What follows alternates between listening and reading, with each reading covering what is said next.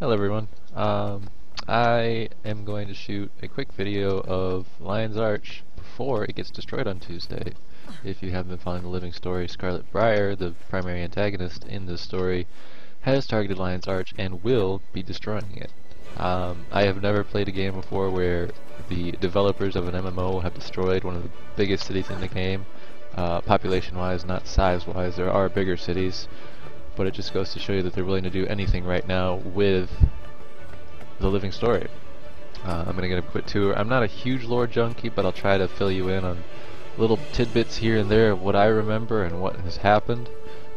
Where we're standing right now is the new lighthouse after the Karkas attacked it earlier in the living story, and what you see right there is the old lighthouse that was destroyed.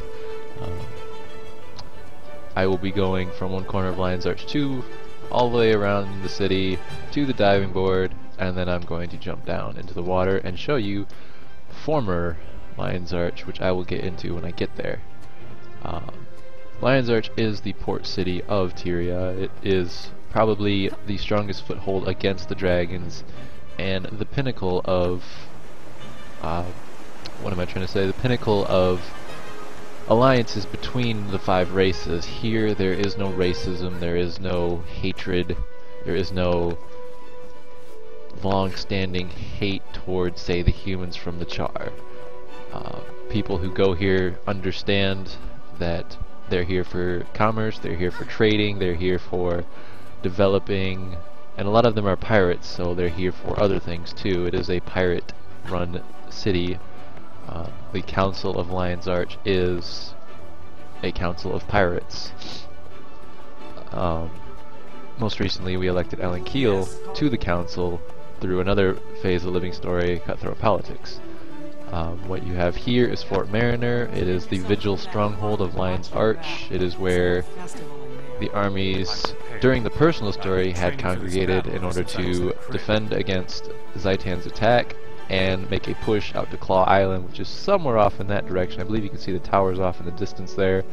At first they attacked it, and then we took it back, and then from there we had a foothold to have a counterattack on Zaitan. These are the Edge of the Mist portal. They lead to the World vs. World battlegrounds, and they're not just there for gameplay purposes. They do actually have relevance to the game lore. The Edge of the Mist is a not so much physical, it's ethereal, but it does exist in the world of Tyria.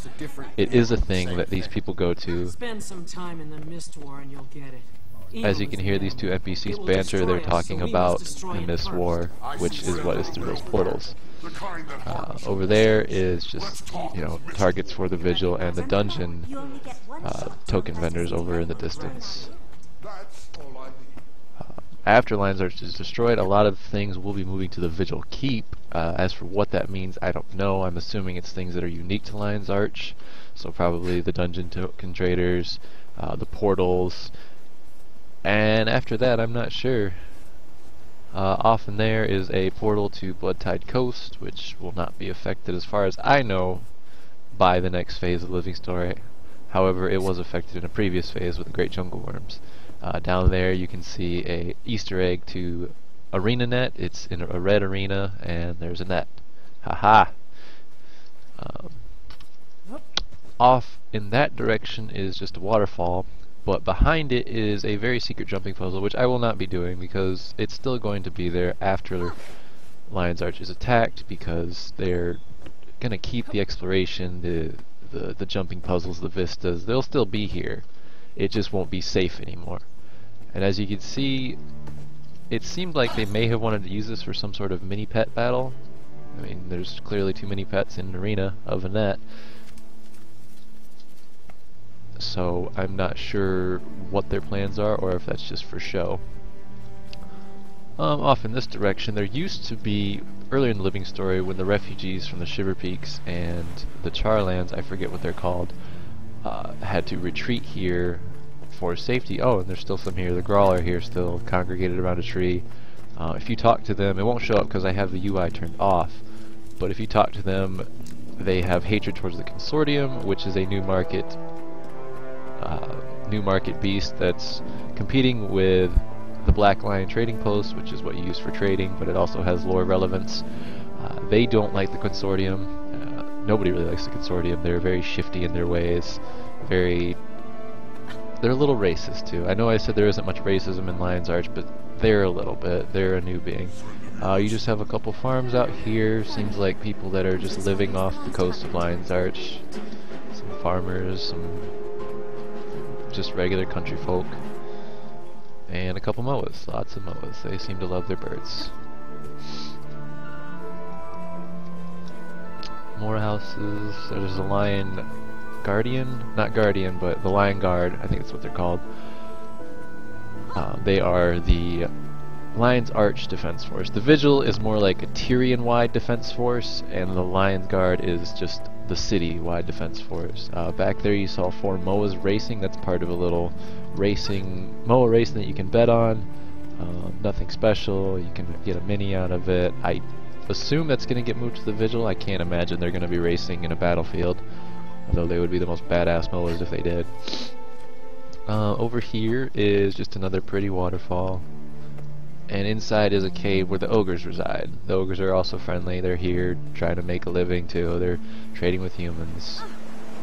Well, attempting to. I think they're keeping to their caves. And through there is another jumping puzzle with a chest, which I won't be going, but it leads you up top where you can get a nice little view of things. Around here is just coastline. It's a little bit of wasted landscape over here. Nothing too exciting ever happens. Nothing interesting. None of the events that took place in Lion's Arch really did anything over here. It's just here for a way into another portal and for scenery. There's nothing wrong with a little extra scenery. You know, it helps believe that the world is alive when you have forests and trees and water that's just there. It doesn't have to be utilized. It's there and it looks pretty. Around here is just a canyon. There's nothing back there. Just a dead end.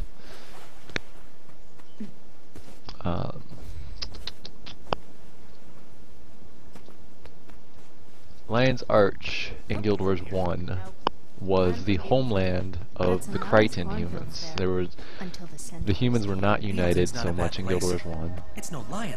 They were segregated into Ascalonian Crichtons, and I believe there was another one, but it slips my mind off the top of my head right now. And Lion's Arch was the home capital of the Crichtons, which would later be attacked by the White Mantle and several other factions, the Undead. Excuse me, my voice. I'm a little sick. And they would be attacked, and throughout the story of Lion's Arch in Guild Wars 1, you would have to defend it. You would go on to confront the White Mantle about so on and so forth. And I don't want to spoil it in case anybody wants to go back and play Guild Wars 1. But it's a great game, it's a great story, and Lion's Arch was sort of the pseudo-capital after the Char had invaded Ascalon. Here you have the rebuilt lion statue. It was destroyed the first time when the Mad King Thorn had erupted from it, and later on the Lion's Arch citizens would collect pay to help rebuild it. It is probably one of the prettiest features in the game because of all of the water features and the gold and the lion. Let's see, which way would I like to go? Over there you have, these are the portals to all the capital cities. What's interesting is if Scarlet attacks, she essentially has access to every portal to every city, unless they shut it down, which I assume they're going to. However, that doesn't mean with her intellectual ability, since she was a former student of the Asuran colleges, that she won't be able to get them working again and have full access to possibly every city from this central location and able to invade any of them. Which will be interesting to find out what she does with those, if she does anything with them, because they don't look mobile. It's not like they can just pull them down and pack them up and move them over. Obviously we'll get some in the Vigil Keep because they're going to keep that functionality. I would assume they said unique things to Lion's Arch. That is unique. It is the hub of every city. However, Scarlet can get to any city she wants now. We'll go up here first.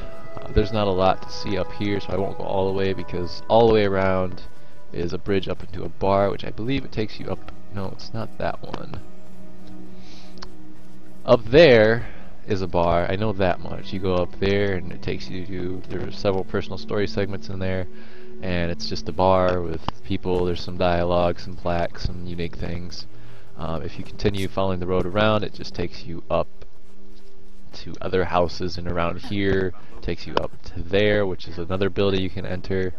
I guess I'll head up there. We'll just take a look. It's very pretty going through the tents like this. Looks like the water's crashing down on you. Oop, don't want to fall. That would be embarrassing. As you can see below us, the city is alive and well. Typically you can see everybody down there, but I've got the culling turned down to keep some of the player models down because my game has been crashing more recently. But yeah, there's just another bar up here. People like having their bars up high and everything. And that was the path around, which just takes you to, you know, pretty much nothing. It's a dead end over there. There's nothing over there. So with that said, we will head on back down. I would drop, but I don't want to die because that would be really annoying. Especially with the UI turned off, I have to turn it back on to get back to a waypoint. Up there is where we came from. There was, so you could see the portals off in the distance, the hub portals. So if we had gone, that's the bridge we went up. So if we'd gone a little farther right, we would have come down here. And here is just, you know, a pretty scenic area with little water pools. That is the Mystic Forge, which will also be interesting because it is inhabited by a djinn, or djinn, however you say it. He's a bitch. He takes all your money and gives you shit in return. But it'll be interesting what he does in the next segment. Here you have just a bank, simple bank. You know, store your stuff. Something in the ground flipping out. I'm not sure what. Around here you have the various crafting stations. Lots and lots of crafting stations and some unique trader. Just flavor for the players, some trading outposts slash houses slash mobile carts. More crafting areas. A lot of swords in a fish. You might call it a swordfish. Ha ha ha. I'm sorry. Here you have the Black Lion trading post run by Evan Nashblade, who lost to Ellen Keel, and he's a little spiteful about it if you talk to him. Nothing really interesting except for that's just where he resides and where he makes tons and tons of money off of the players. Around here you have these fancy ship wheels, which look really cool on the bridge. There's also children. There's a lot of children, which is unique to games, I feel. There's not a lot of children in games anymore, and it really sets a tone that Scarlet is going to attack a location inhabited by children. She's going to slaughter people and children. If that doesn't make her a real villain, I don't know what does. Attacking a city with children. In there is basically the Pirate Cove. It's where the pirates go to hang out, do their shifty business, do what they need to do.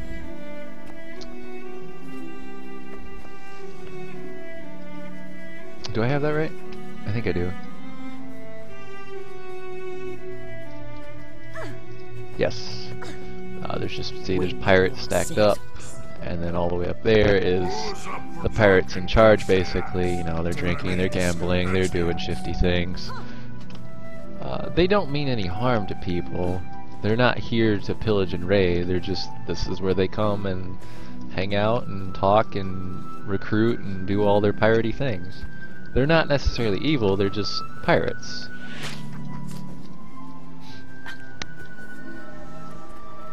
But I guess it's kind of pirates versus pirates, mutually assured destruction, so maybe they are evil if I had money. Around here it's just more coastline, it's more of a, I would call it the rich person neighborhood. The houses are a little bigger, the trading carts are a little larger. You know, it's along the coastline, it's lush, it's green, you got your own personal diving board, which I'll jump off of for you guys. You have your fancy golden statue. which I think that's part of something, but I don't recall, and I won't be able to read it if I go up there, so we'll just keep moving. That is a door to the Dominion of Winds, or is that the area? Something like that. It's the Dominion of Winds. It's run by the Tengu. The Tengu will not let us pass. Who knows what they'll do when they'll sit here and watch Lion's Arch burn right in front of their eyes, if they'll let refugees in, if they'll help us, if they'll let us, you know, visit them and recruit them, or if they'll counterattack. Who knows? I feel like it'll be in the next chapter if they do anything. Oh, please don't die. Okay. Up here, you have a really long climb into the world's best diving board, and also home to the Aether Blade Fort. That was one part of the living story. It no longer is accessible, but it was a cool little hidden feature that you could, if you found it, you could go into a dungeon and you could fight the Aether Blades, which led to one thing and after another. And this is probably the most unstable diving board. I would be scared shitless if I was climbing up here. I wouldn't even be climbing up here to jump off because I'm a pansy. However, my character is not. So, if we equip the diving goggles, we shall take a dive. And hopefully avoid the rocks. Down here, you might see all the castles and be like, gee, I wonder what happened down here. Well, this is the old Lion's Arch. I mean, this isn't what it looked like 250 years ago, but this is the remnants of the castles and the buildings and the statues. Because what had happened was, after the events of Guild Wars 1, the dragons rose. When the dragons rose, it caused a massive tidal wave to overtake the first Lion's Arch, which is why it's underwater. After the people banded together and took it back and rebuilt it, that's what you see above the water. Notice how everything's built of ships and wood and things you'd probably find along the sea. I mean, other than the stone, obviously, but you can see the ship architecture. See, there's the bottom of a boat. There's another, well, that's a boat, obviously. You know, this is made of sails and whatever sails are made of. Damask? I don't know. But anyways, so this is the old Lion's Arch down below. If you remember, here is the statues. This was a quest giver slash skills trainer. I think it was Warmaster Grass was his name? That could be wrong. I do apologize for my lack of lore, but this isn't a lore video. This is just something to look at Lion's Arch in its former glory before Scarlet Briar has her way with it. Off in that direction is the vast ocean. There is not a lot over there. Some fish, some large kelp, sleetweed, something or other. Not really any buildings, so I'm not going to head over in that direction.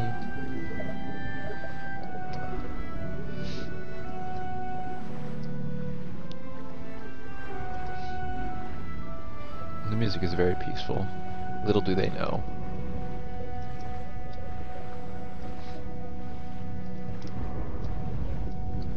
This is one of Scarlet Briar's probes. She has found something.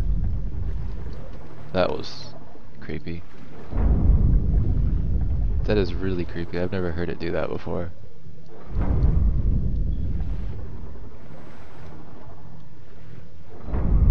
Yeah, you guys can hear that, can't you? That is fucking scary as shit.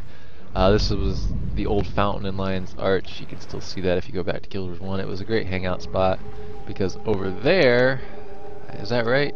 Yeah, that looks about right. That was the former castle and stronghold of Lion's Arch, where Queen... It wasn't Jenna. Jenna's the new queen. Ah, my gosh. I am so bad with names. I'm sorry. But it was the former queen of Lion's Arch after we had defeated the White Mantle and elected her through the living story of Guild Wars 1. She resided there. She led her operations from there and sent us out as a player to confront the enemies against her. The rest of it is pretty much just water, maybe a couple rocks here and there.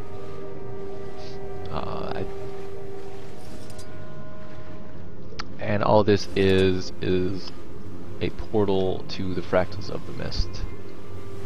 So, not a whole lot down here. This is just part of content that was later updated. Fractals is great, it's a lot of fun. But that, oh, and the consortium resides in here. This is their little headquarters. And with that, that is my little tour of Lion's Arch. It is my keepsake before it gets destroyed. It is a beautiful city, beautifully done by the designers. I am sad they're destroying it because I'm also excited, because if they're willing to destroy a city, yeah, that was a fail. If they're willing to destroy a city, they're willing to do anything. They're willing to restore ore, they're willing to destroy another city, they're willing to rebuild a city, they're willing to do anything to the map. Nothing is safe. Everything is up for grabs. And it just opens up so many doors for them to take the game wherever they want to. I'm excited for the next couple months. I'm excited to keep playing. I am just a very excited Guild Wars player. And with that, I bid you adieu.